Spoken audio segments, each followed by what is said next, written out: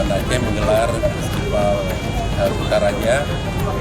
Ini dalam rangka yang pertama sekali adalah untuk menggali kembali dan mengingatkan kita kembali terhadap kelebihan-kelebihan warisan budaya Aceh dan khususnya Banda Aceh di masa lalu yang menjadi ikon Aceh sebenarnya, dan ikon Banda Aceh yang bisa dijual untuk meningkatkan pariwisata untuk kota Banda Aceh.